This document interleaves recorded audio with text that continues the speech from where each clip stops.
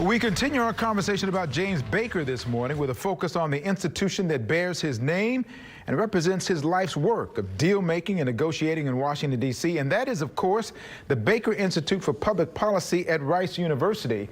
I'm honored this morning to be joined by Ambassador Edward Dejerian, the director of the Baker Institute for Public Policy.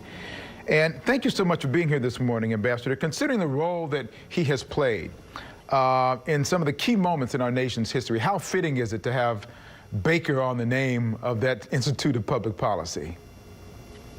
I think it's very symbolic, both in terms of Secretary Baker's very successful career in public service in Washington, but also his family ties to Rice University.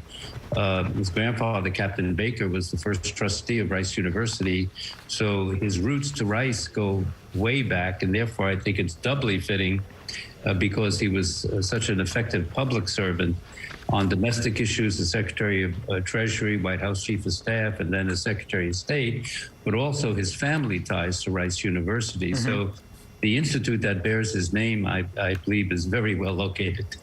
So, and you've also devoted your life to public service as well. You served under 8 presidents during your time in foreign service.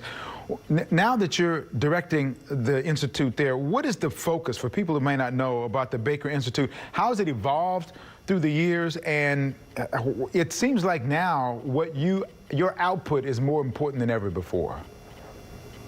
Yes, I think the issues that we deal with at the Baker Institute represent some of the most vital challenges that our nation has been and is facing going into the future.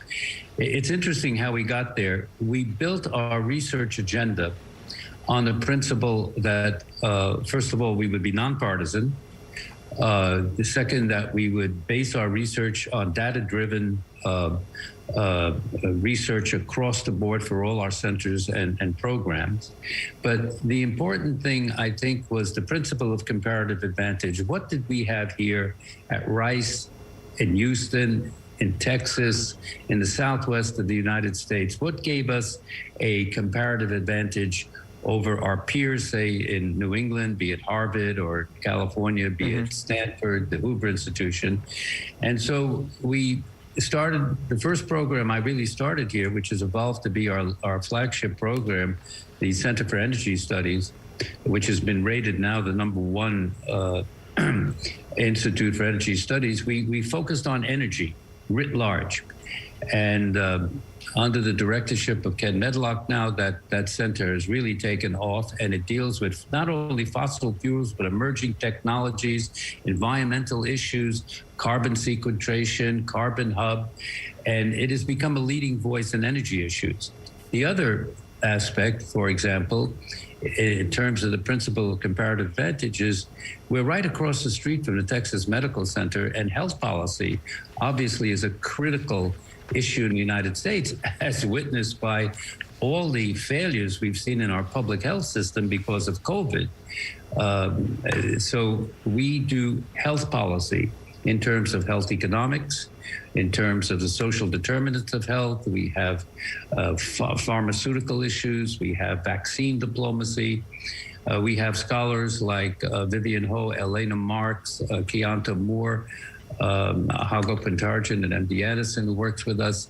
All of them are looking at the issues involving our public health system, the inequalities of access to health in our populations, the social determinants of health, going back to education, looking at the depressed neighborhoods, and then actual health policy in the more clinical sense. Right. Those are just 2 examples of what we do. There's an awful lot going on there, certainly something to be celebrated there.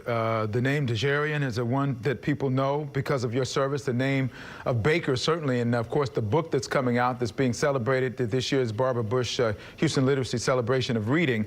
So there's a lot of things that people have written about Secretary Baker, you having had the relationship with him. So let me ask you this. You know him. What would you want people to know about him that they're not likely to find in a book? Well, the book was quite extensive. So if you read the book, I think you get a pretty good view of the man, and his family, his professional life, his life in Houston. But I think the most important thing is that Secretary Baker had this incredible ability to get things done. And he grasped policy issues very quickly. He was fastidious in the manner in which he prepared for whatever challenges were in front of him, be it in Secretary of Treasury, White House Chief of Staff, or Secretary of State. But what he taught me is the real importance of preparing. He had this principle, the five P's: careful preparation prevents poor performance.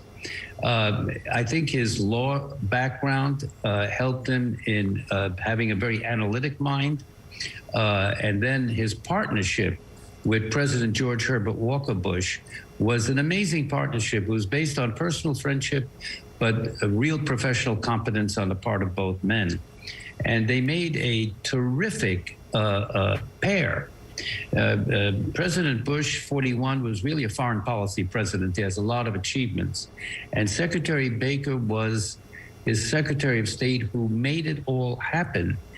And there was no shadow in between Bush 41 and Secretary Baker. So Baker had full control over the foreign policy formulation of during the Bush administration. And as it happened historically, some very significant things happened. First of all, the implosion of the Soviet Union, the fall of the Berlin Wall, how these two men orchestrated America's policy in that critical period of transformation was critically important. It has been great, and I've started to read the book, and it is extensive. You're right. You learn an awful lot about him in that book. I'm looking forward to reading it and finishing it. Also looking forward to have more of your fellows on this program. You mentioned several of them who've already been on and will continue to be on here. So thank you for what you do in your role as director. So Ambassador Dejarian, thank you for being here this morning. It's a pleasure being with you. Thank you.